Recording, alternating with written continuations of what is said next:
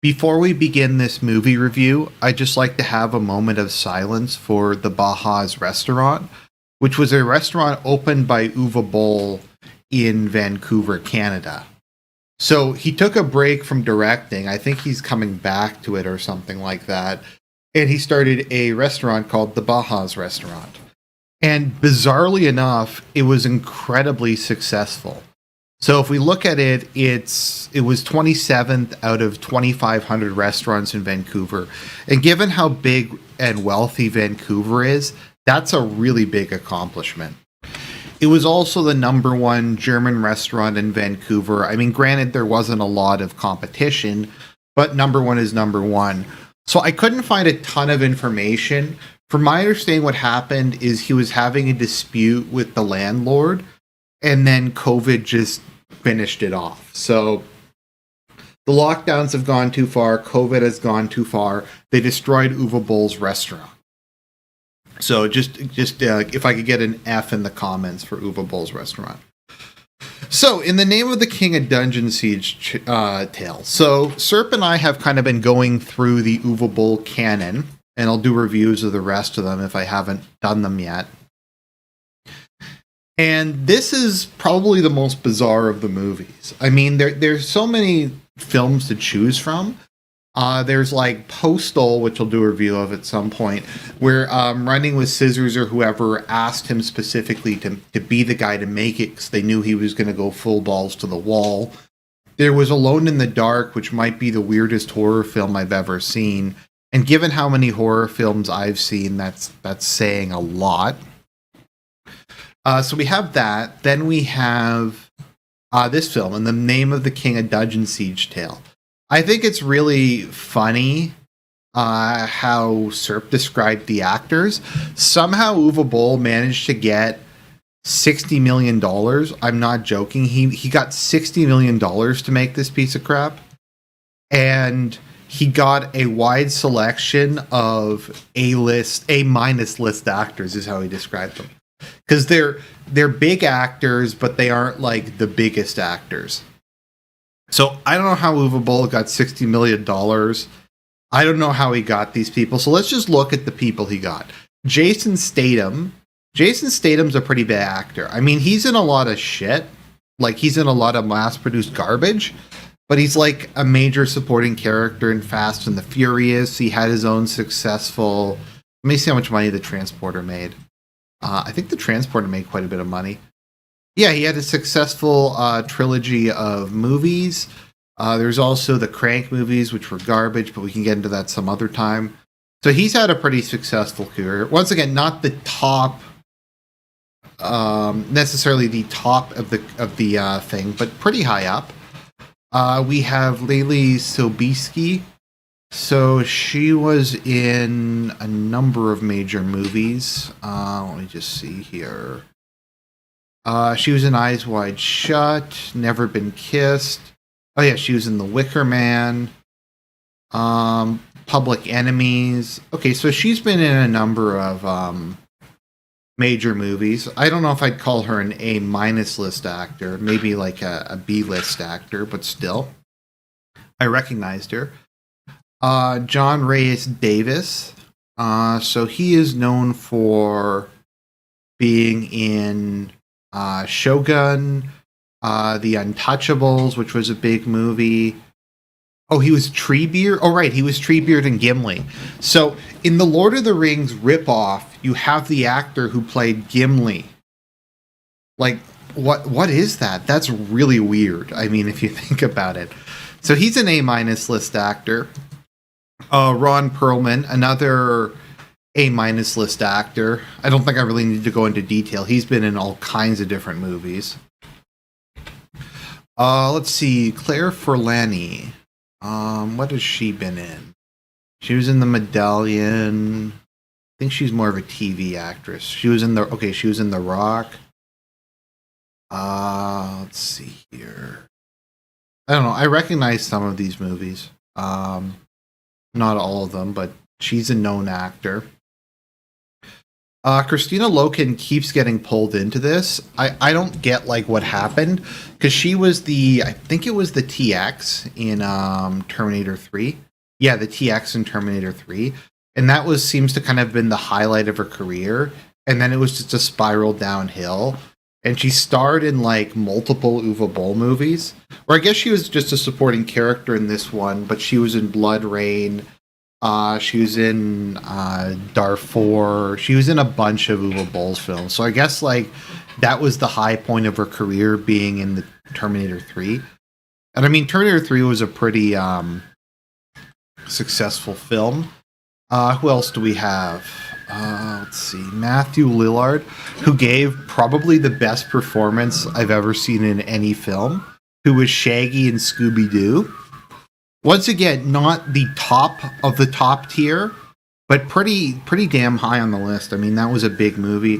Ray Liotta is in this movie for some reason. I don't know how they got him, if his career just went nowhere after Goodfellas. But he was in this. Burt Reynolds, once again, another man who needs no introduction, was in this. Let me see here. Nothing. Gabrielle Rose, I don't really know what she was in, and Colin Ford, I have no idea. So you have a selection of A-minus list actors. You have $60 million, and they gave this to Uwe Boll for some reason. And you really got to wonder like where he got the money for this. Serp tried to explain to me how the whole tax loophole thing worked, and I don't really like know. But you gotta imagine there's some sort of money laundering, or maybe his movies are actually financed with Nazi gold. I don't really know, but this could have been arguably the best so bad it's good movie of all time. The problem is it's too long. 2.5 hours is too long. This is the problem with a lot of Uwe Boll movies. Is what prevents them from being so bad it's good is the third act tends to be really boring and just to drag really bad. And this movie is a good example of it because it's actually going pretty good up until the last last 40 minutes, where they throw in like there's a big battle scene, which is one of the most batshit insane things I've ever seen. And then after the big battle scene, they have another battle scene that's like completely and utterly garbage and isn't even funny bad. And that just adds an extra 20 minutes to the movie. And if that had have been like that had been left out, this might be the ultimate so bad it's good movie. So this is a film, I don't know if people really want, maybe I'll do like a commentary track for this, because there's just so much to like talk about. This is like one of the most insane movies I've ever seen. Like I once again, I don't know how it got made. I don't know how Uwe Boll got the money. You gotta wonder like how when he was there and no one like questioned him, no one was like, Uwe, this is a really bad idea. Then again, this is Uwe Boll, so probably somebody did and he just told them to go fuck themselves. I mean, if nothing else, you have to admire, like, as a German director, he's the true will to power. He's the true triumph of the will. He's like, I'm just going to make fucking movies, and I'm going to somehow get the money to mass produce this garbage. But it worked. Okay, so let's just try to talk about the plot to this film. It's going to be hard, because this film isn't coherent. Okay, so we start out in the kingdom of Ebb. And that's not a good sign to start off with. So the main character is just known as Farmer. And he lives in an idyllic village with his beautiful wife and son. I don't think anything bad's going to happen here. So one day they get attacked by creatures known as the Krug. Let me see if I can find a picture of the Krug. The Krug are like the most retarded orcs you've ever seen in your life. Like, they look absolutely... This is an edited video. Why doesn't Argent already have this up? Okay, so here's what the Krug look like. Like, it's so bad, I can't even really tell. Like, here's another picture. By the way, the camera work and the filming in this movie looks like it was made by a 5-year-old. So I actually can't really tell what the Krug even look like because it's just so blurry whenever they're on screen. And that's probably just to hide how horrendous they look. I honestly can't really tell if that's armor or that's scales or skin or like what the hell that even is. But yeah, so the Krug were previously primitive, but then a wizard comes along and he brings discipline to the Krug. And he teaches them how to fight in formation, how to use weapons and armor that in no way resemble the Uruk-hai. This movie's a massive Lord of the Rings ripoff. So it turns out that there's this magician named Galleon, who's played by Ray Liotta, who just chews scenery like nothing I've ever seen in this film. I don't know if he owed back taxes or why he was involved in this movie, but he's amazing. So he starts out and he's having sex with Muriella, the chubby faced, I don't know if she's Polish or Jewish girl, but so they're having sex, and then he like says something that like spills the fact that she's evil, and then she realizes that he's evil. And then they break up for some reason. And it turns out he's in alliance with Duke Follow, who I think is the brother of the king. It's kind of hard to follow, but he's like the brother of the king, and he's played by Shaggy, and it is the worst performance I think I've ever seen in a movie. I don't even really know how to describe it. He's just like, I want to be king. And it's just him like awkwardly eating, and all the jokes fall completely flat. But his performance is just so inexplicable. It's so just outside of what you would expect in anything resembling a feature-length film that it's kind of fascinating in a way. And Burt Reynolds also chews scenery as the king.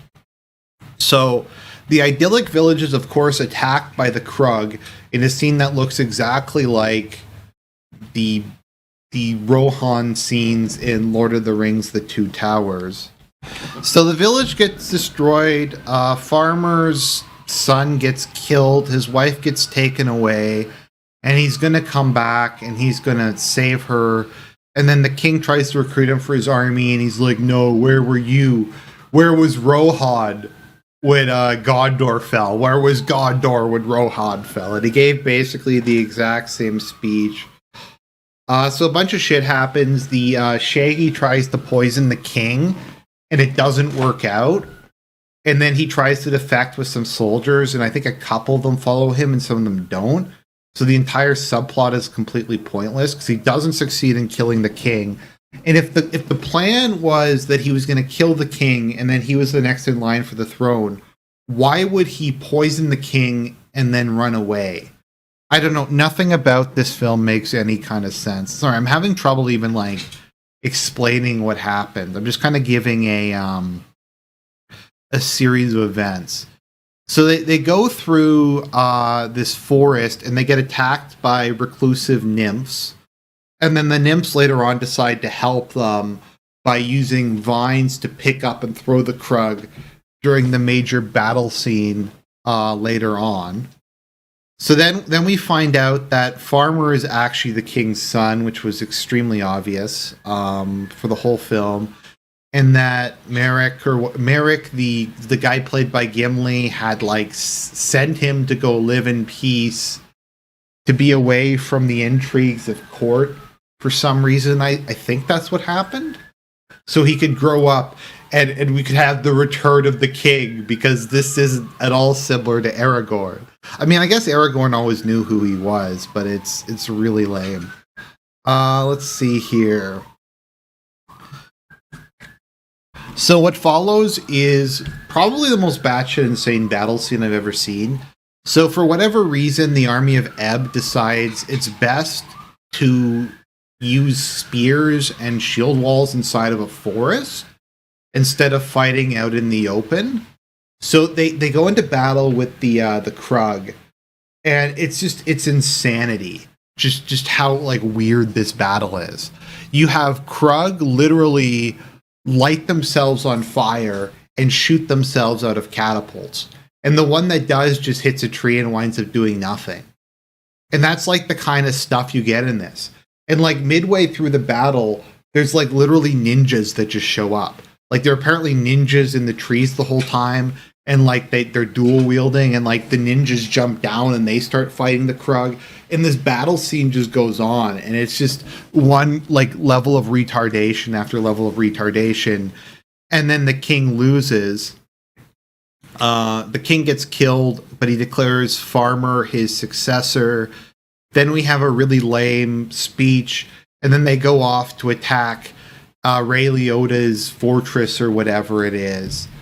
And so they go to attack Ray Liotta's fortress, and we get one of the worst battle scenes I've ever seen. It was really boring. And then we have like the final act of this movie, which is just one extended fight scene between the remaining major characters. So Gimli the dwarf goes in and fights Galleon, aka Ray Liotta. So Ray Liotta kills him. Then Farmer and Muriella get in. I think they do something like they do like a bungee jump, like swing to get in. So then they get their asses kicked as well. And then Jason Statham has a fight with Ray Liotta, a horrible, horrible sword fight. Ray Liotta just is chewing scenery like crazy. Farmer's wife stabs Ray Liotta in the back, but then he like beats her down.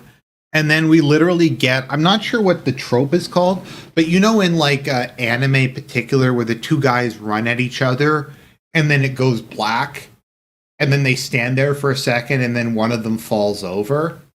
They literally did that in this movie where he cuts Ray Liotta's throat and there's like this overacting scene of him grabbing his throat and falling over.